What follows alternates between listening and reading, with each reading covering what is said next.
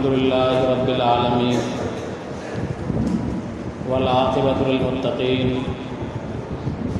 والصلاة والسلام على سيد المرسلين أما بعد قال الله تبارك وتعالى في كلامه المجيد أعوذ بالله من الشيطان الرجيم بسم الله الرحمن الرحيم الذين يؤمنون بالغيب ويقيمون الصلاة ومما رزقناهم ينفقون وقال تعالى في موضع آخر آمن الرسول بما أنزل إليه من ربه والمؤمنون كل آمن بالله وملائكته وكتبه ورسله لا نفرق بين أحد من رسله صدق الله العظيم۔ محترم بزرگوں، عزیز ساتھیوں، گزشتہ ہفتے آپ حضرات کے سامنے بات آئی تھی پردے کے تعلق سے، اور بتایا گیا تھا کہ عورتوں کے لیے سب سے بڑا پردہ، سب سے اہم پردہ اپنے گھروں کے اندر رہنا ہے، اور گھروں کے اندر پڑھی ہوئی نماز ان کے صحن یا اسی طرح مسجد محلے کی ان نمازوں سے بہتر ہے۔ بتایا گیا تھا کہ جب نماز جیسی اہم عبادت میں عورتوں کو باہر نکلنے، مسجدوں میں داخلہ پانے اور مردوں کے پیچھے صف لگا کر کے نماز پڑھنے کی اجازت نہیں ہے، تو جب دینی امور میں اجازت نہیں ہے تو دنیاوی امور میں کیسے اجازت ہو سکتی ہے؟ اور بتایا گیا تھا لا تبرجن تبرج الجاہلیت الاولی، کہ زمانے جاہلیت میں جس طرح عورتیں بے مہار پھرا کرتی تھیں اس طرح ہماری ماں اور بہنیں شترے بے مہار کی طرح مت پھرا کر، تفصیل کے ساتھ بات آئی تھی۔ میرے محترم، ہم اور آپ جس مذہب کو مانتے ہیں اس مذہب کی سب سے بنیادی کڑی جو ہے وہ ایمان ہے۔ اسی حوالے سے میں نے آیت پڑھی ہے، ایمان کہتے ہیں لغت کے اعتبار سے، ڈکشنری کے اعتبار سے ایمان کہتے ہیں کسی پر اعتماد کرتے ہوئے اس کی خبر کو مان لینا، یہ ایمان کہلاتا ہے لغت کے اعتبار سے۔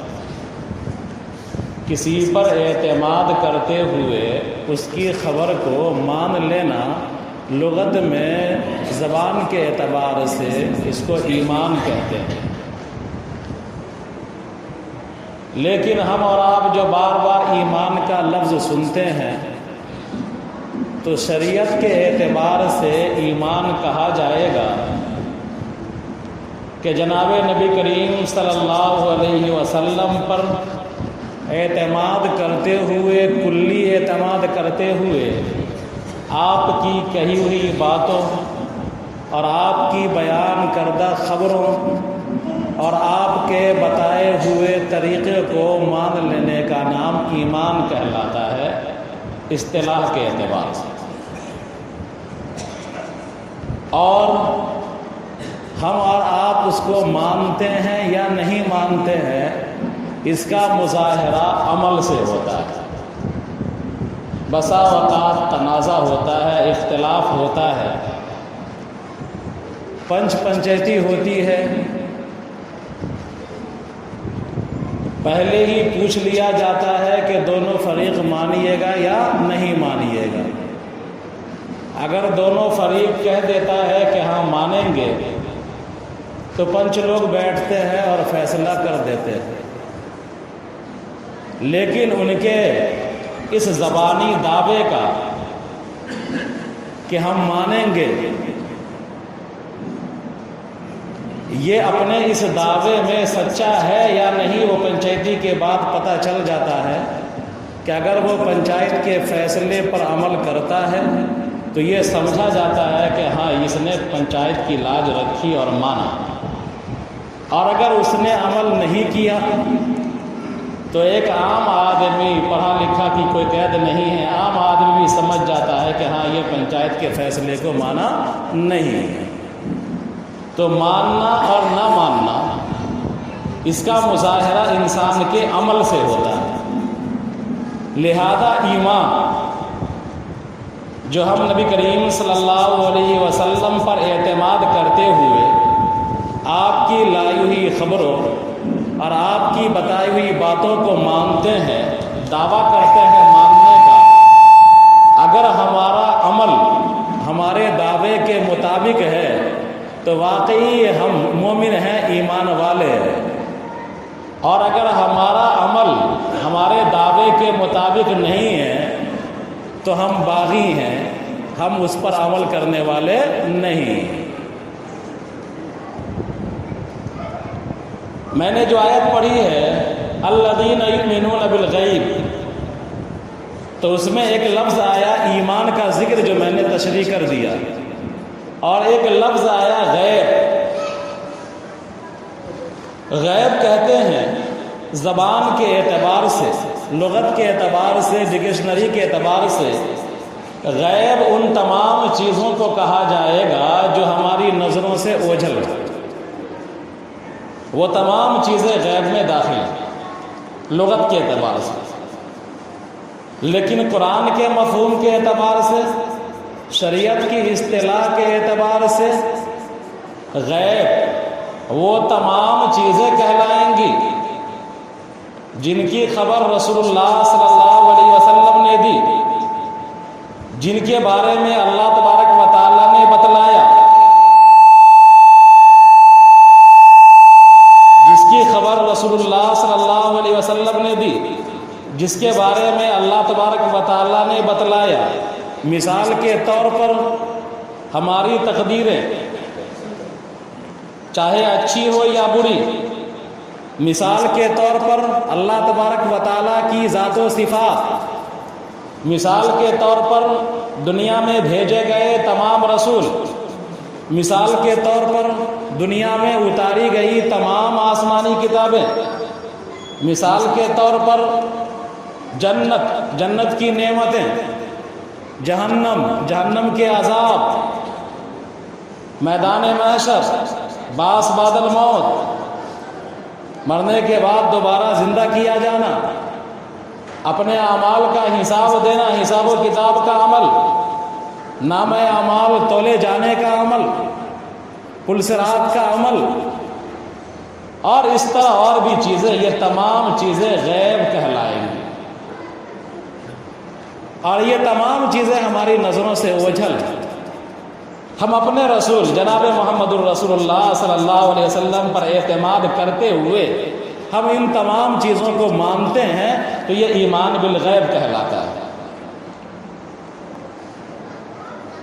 فرض کیجئے کہ ہم اور آپ اور تمام انسان ماں کے پیٹ میں ہوتا ہے، 9 مہینے کی زندگی وہاں ہوتی ہے اکثر و بیشتر۔ اس 9 ماہ کی زندگی میں اگر کوئی ایسا طریقہ اختیار کر کے اس بچے سے جو ماں کے پیٹ میں ہے 3-4 مہینے کے بعد سانس لینا شروع کر دیتا ہے، تو جو بچہ ماں کے پیٹ میں ہے، کسی ذریعے سے ان بچوں کے ذہن میں یہ بات بیٹھا لی جائے اور کہا جائے کہ بابو ابھی تم ایک تنگ دنیا میں ہو، تم نہ ہل سکتے ہو نہ حرکت کر سکتے ہو، تمہاری غذا انتہائی گندی چیز تمہارے ماں کے حیض کا خون ہے، لیکن یہ مشقت تمہاری جلدی ختم ہونے والی ہے، 2-4 مہینے کے بعد تم ایک بہت بڑی دنیا میں جاؤ گے، اور اتنی بڑی دنیا میں تم جاؤ گے کہ وہاں بڑے بڑے جہاز ہیں، بڑے بڑے ریل ہیں، بڑے بڑے سیارات ہیں، تم چاند کو دیکھو گے، سورج کو دیکھو گے، زمین کو دیکھو گے وہاں پیڑ ہیں، طرح طرح کے جانور ہیں، بڑے بڑے دریا ہیں، سمندر ہیں، پہاڑ ہیں۔ اگر یہ چیزیں اس بچے کو جو ماں کے پیٹ میں ہے، اگر یہ چیزیں بتلائی جائیں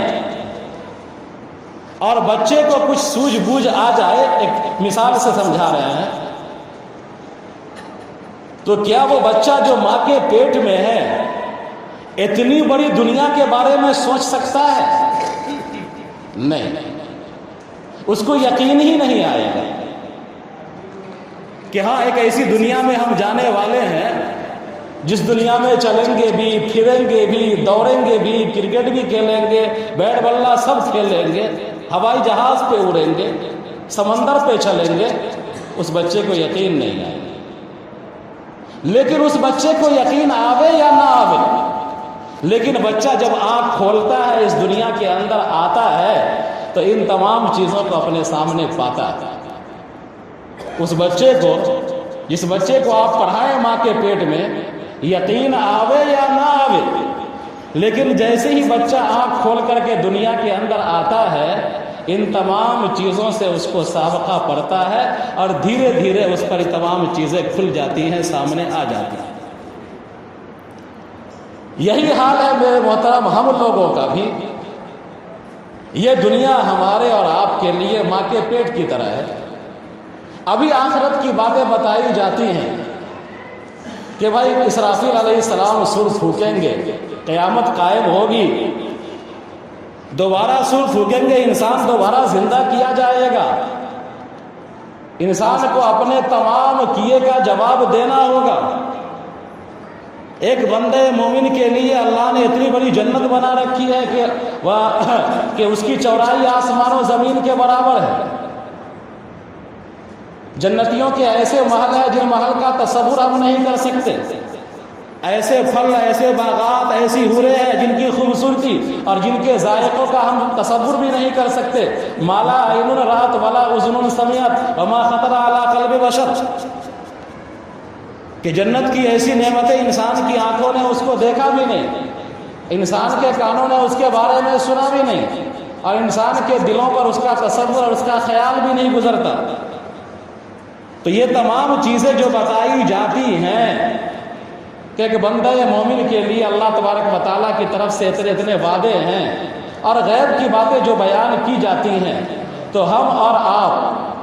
مانیں نہ مانیں، لیکن ان تمام چیزوں کا اسی طرح مشاہدہ کرنا ہوگا جس طرح چھوٹا بچہ ماں کے پیٹ سے نکل کر آتا ہے دنیا میں اور اسی طرح مشاہدہ کرتا ہے۔